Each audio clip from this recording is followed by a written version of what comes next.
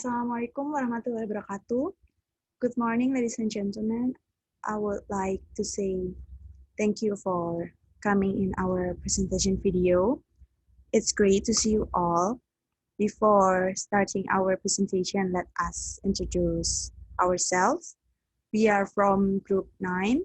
I am Checylia Kirana Sakti, and next to me, my partner is Kholifatul Mukarromah. In this presentation, we will discuss about the glorious Quran as source of all teachings in Islam. So first, tafsir. Tafsir is the science of Sharia, which is the greatest and highest in position.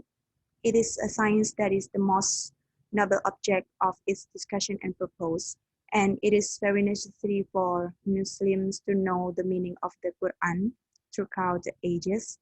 Without tafsir, a Muslim cannot capture the precious pearls of divine teachings contained in the Quran. Tafsir is one of the efforts to understand, explain the meaning, and know the contents of the verses of the Al-Quran. This effort has been made since the time of Rasulullah SAW as his messenger, who was assigned to convey these verses as well as mark them as Mufassir Awal, or we can call it first interpreter. Every teaching must have laws that bind its adherents. In Islam, there are several sources of law that regulated the actions of its adherents, Muslims, in their activities of becoming a servant and caliph on earth. The search of Islamic law is the main basis for taking legal istinbat. Therefore, everything that is the subject of the problem must be based on the search of the law. The main source of Islamic teachings is the Al-Quran Al-Karim. The term search here in the context of the search of Islamic teachings. In Arabic, it's called masdar, the plural from masadir. The word masdar itself, according to its linguistic meaning, etymology, has meanings. Among others, the origin or origin of something, the search, the place where something appears. Al-Quran is the holy book that was revealed to the Prophet Muhammad SAW and contains instructions, commands, and prohibitions for every believer. The Quran is the answer to every question of its people, containing all the guidelines in dealing with worldly problems that are faced until the day of retribution. We as Muslims will be saved if we can understand how the laws, commands, and prohibitions that have been clearly conveyed by Allah Subhanahu wa Ta'ala in the Quran.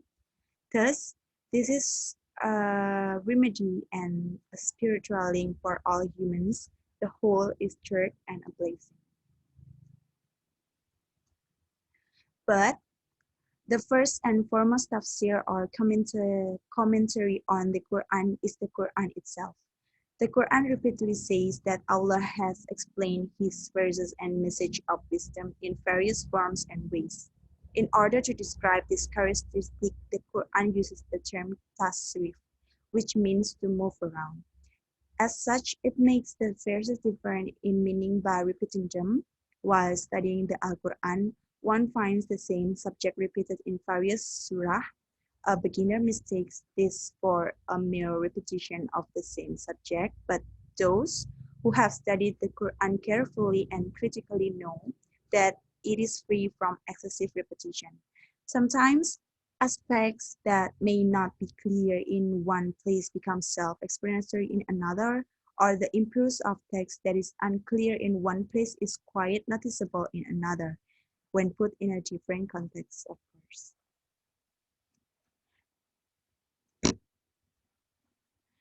For the next, the Sunnah as a source of guidance for Muslims and its relationship to the Quran. Prophet Muhammad SAW never spoke about his will or desire, but only the wish and will of Allah Subhanahu wa Ta'ala alone. Sunnah is a statement of the Prophet Muhammad SAW in the form of words, deeds, and decrees of the Prophet. Apart from that, Sunnah is also the second source of law of the Quran. This is due to differences in character, namely the Quran is qat'i al-wurud, while the Sunnah is dani al-wurud.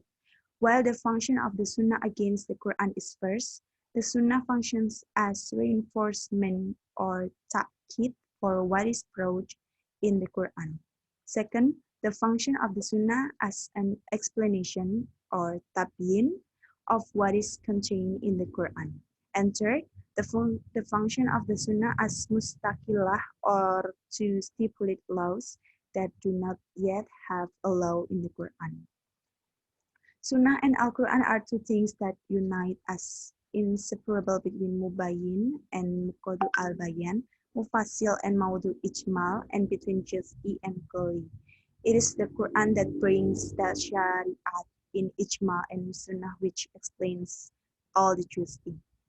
The proper Sunnah contained in the Hadith text has been used as the main reference in interpreting the verse of the Al-Quran before referring to the power of reason. The commentators explore the teachings of the Prophet Sunnah first to find out the meaning and purpose of the Quran.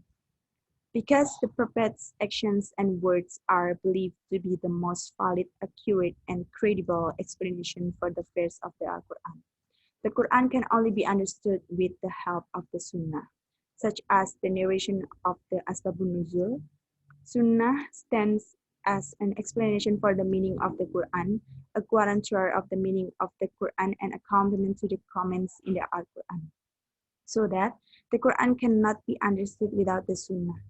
The Quran cannot be independent without the Sunnah. For example, the Quran gives general instruction,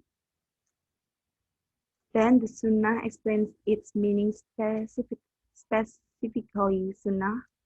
specifically, and Sunnah also provides additional information that is absolutely necessary in the practice of worship that is not contained in Al-Quran.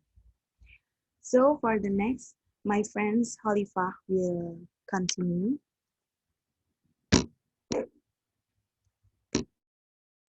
Okay, thank you, Cecil.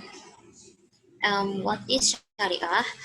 The term Sharia refers to a set of Islamic religious law that governs aspects of the day-to-day life for Muslims in addition to religious rituals.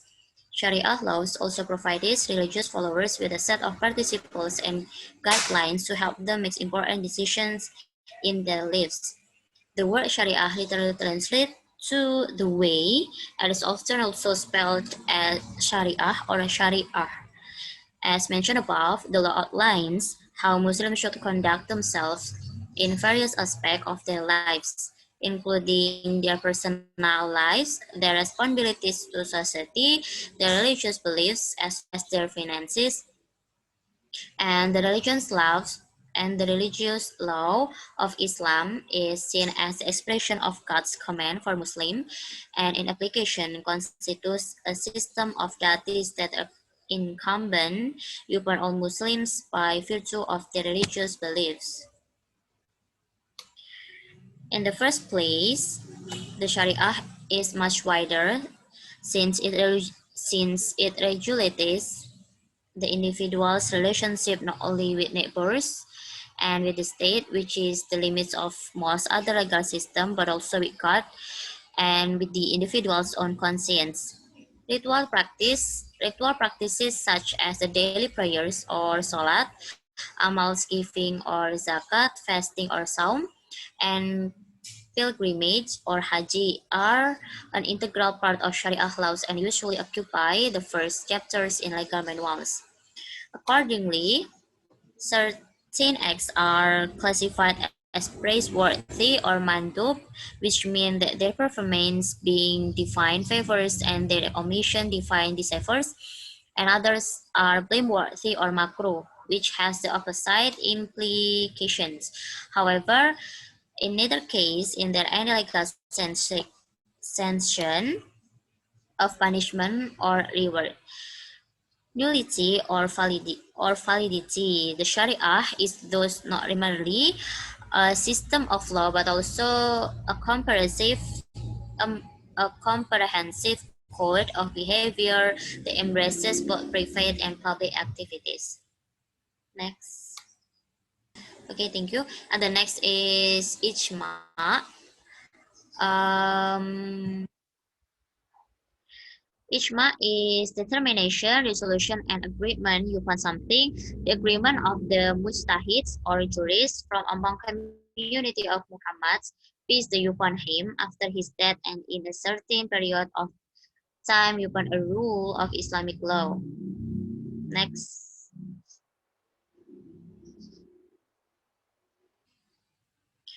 And the next is types of ijma. There are two types of ijma. First is explicit ijma or ijma Sharee. This is one in which the legal opinions of all the mutahids of one period converge in relation to legal issue, and each one of them state his opinion explicitly. This is realized sometimes further meeting in one place and examining an issue in question, and finally they express an unanimous opinion. That may also take place when an issue occurred and every mutahids give the same legal opinion. And the second is silent or attached ijma or ijma sukuti. It takes place when some mutahids, one or more, give a legal opinion with regard to specific rule about a particular legal issue. Then the rest of them are informed of this opinion and they keep silent and they neither acknowledge in nor object to it. Thank you. I will give it back to Cecil.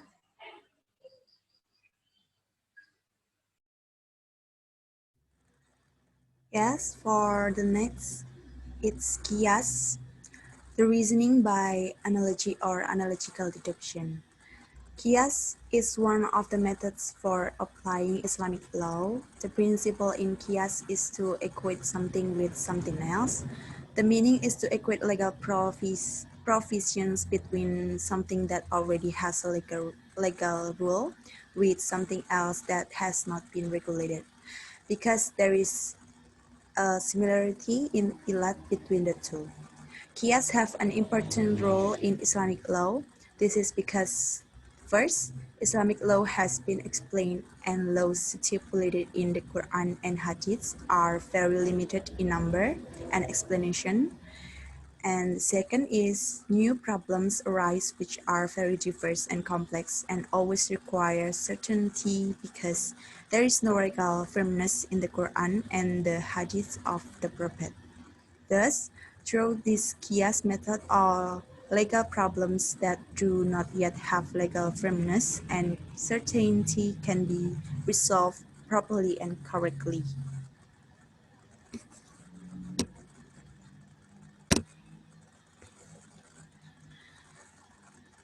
And then after that, the last, it's ijtihad or personal reasoning.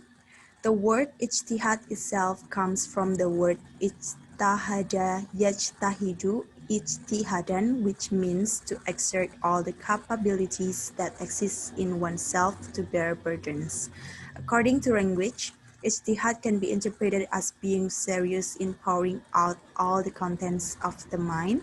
As for the meaning of the ijtihad, seen from the term, it is to devote all energy and thoughts that and be serious in establishing a law. Therefore, it is not called ijtihad if there is no element of difficulty in a job.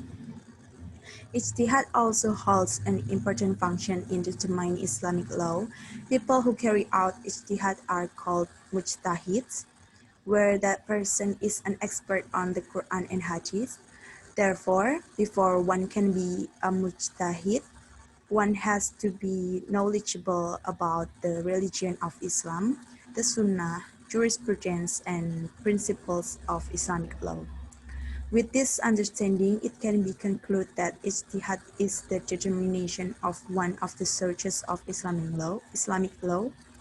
An example of ijtihad that is closer to everyday life, namely the determination of one Ramadan and one Shawwal. The process of determining one Ramadan and one Shawwal, in which the scholars discuss based on Islamic law to determine in it is one example of ijtihad which will be followed by all Muslims. And then the conclusion, Khalifah.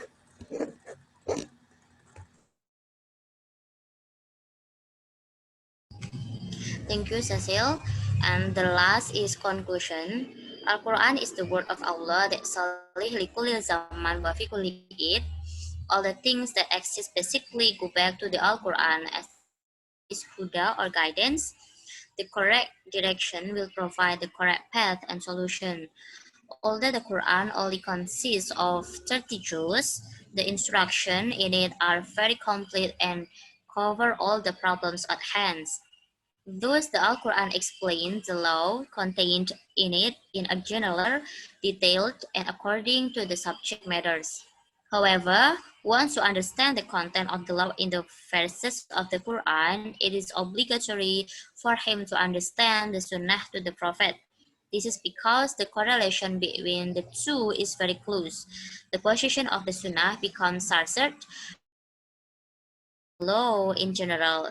Here, the rule of the Prophet's Sunnah is needed as a detail of the general law. And when the Al-Quran has explained the law in detail, the position of the Sunnah is to strengthen or consolidate the explanation of the law. Likewise, with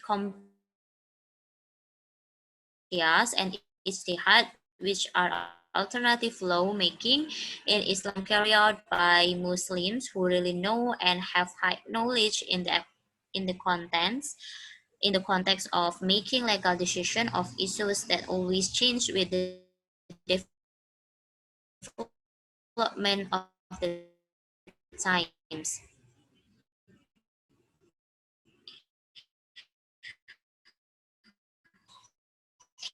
Hilal for the first day of the fasting month of Ramadan. Thank you. I will give it back to Cecil.